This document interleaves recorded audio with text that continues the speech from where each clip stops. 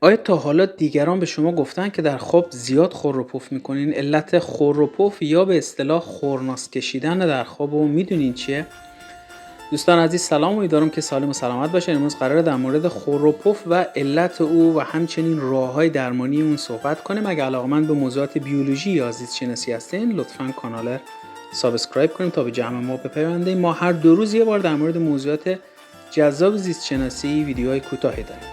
خور و پف صدای خشن و ناگواریه که به دنبال جریان هوا از بافت نرم گلو و لرزش بافت نرم در هنگام تنفس ایجاد میشه. در بعضی از افراد خورناس مشکلی مزمن و طولانیه. گاهی اوقات خورناس کشیدن یا خور و پف کردن نشان دهنده یه بیماری خیلی جدی هست. علاوه بر این خور و پف میتونه برای شریک زندگی انسان هم خیلی آزاردهنده باشه. برای جلوگیری از بروز خور و پف، تغییر سبک زندگی مثل کاهش وزن، اجتناب از نوشیدن الکل قبل خواب و خوابیدن به پهلو میتونه خیلی کمک کننده باشه. خور و پف میتونه به دلایل متعددی مثل آناتومی دهان و سینوس ها، مصرف الکل، آلرژی یا وجود آلرژن ها در اطراف ما، سرماخوردگی و افزایش وزن ایجاد بشه. وقتی که به خواب عمیق فرو میریم، ماهیچه های سقف دهان که در تعدادی از افراد حالت کام نرم دارن، گلو و همچنین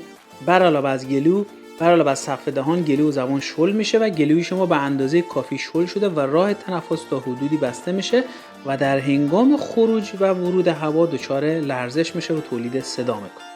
هر کدوم از موارد زیر میتونه روی مجرای هوایی تاثیر بگذاره و موجب خور و پف در خواب بشه. آناتومی دهان یه نکته خیلی مهمه. اگر کام نرم کمی متورم بشه، موجب تنگ شدن راه هوایی شما میشه. همچنین افرادی که اضافه وزن دارن، بافت اضافی در پشت گلوی اونها که وجود داره راه هوایی تنگ میکنه و در هنگام خروج صدا تولید صدا میکنه. خوردن بیش از حد الکل قبل از خواب میتونه موجب خور و پف شما بشه.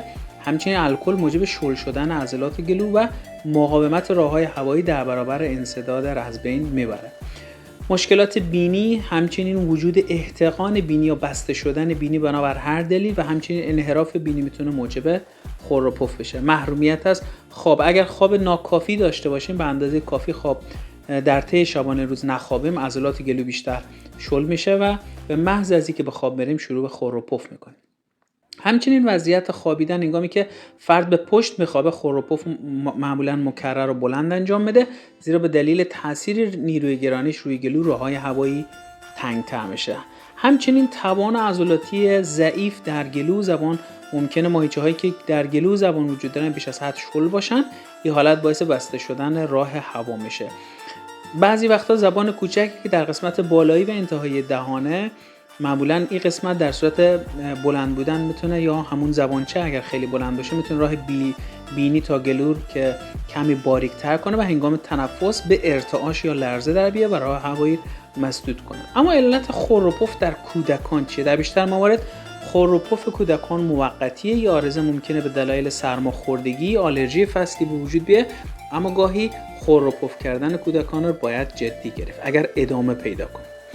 نوزاد تازه متولد شده معمولا تنفس پر سر و صدایی داره. گاهی تنفس شبیه به خورناس کشیدن یا خور کردن در خواب هست یا همون خور و پفه.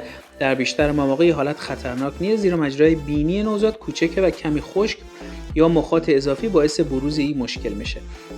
مشکل خور و پف در خواب میتونه برای هر شخص ایجاد بشه، اما برخی عوامل خطر ابتلا به این مشکل بیشتر میکنه، از جمله جنسیت مذکر، اضافه وزن، راههای هوایی تنگ، مصرف الکل، مشکلات بینی، سابقه خانوادگی خور و پف کردن و همچنین آپنه انسدادی خواب که باز اگر فرصت شد در مورد آپنه انسدادی خواب بیشتر در ویدیوهای بعدی صحبت کنیم.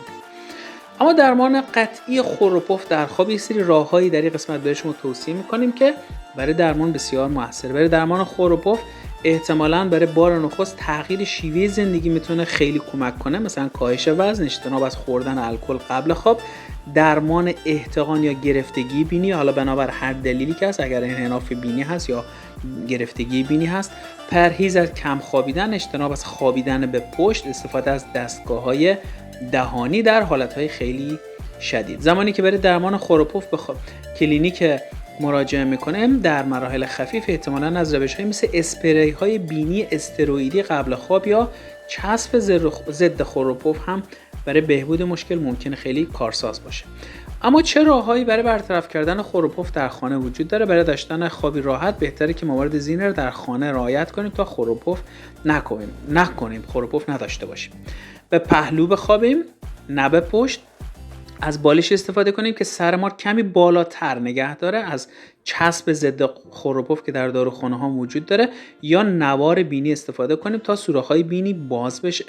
داروهای ضد احتقان برای باز کردن مجاری تنفسی هم در بعضی از حالت‌ها مفیده، اما خیلی نباید استفاده بشه. همچنین برای اینکه خوروپوف درمان میشه باید خواب منظمی هم داشته باشیم. امیدوارم از ویدیو لذت برده باشین، برای شما جالب بوده باشه، کاربردی بوده باشه. اگر علاقه‌مند به موضوعات زیست شناسی هستین لطفاً کانال سابسکرایب کنین تا به جمع بپیوندین. لایک و کامنت فراموش نکنین. موفق و پیروز باشین. خدا نگهدار.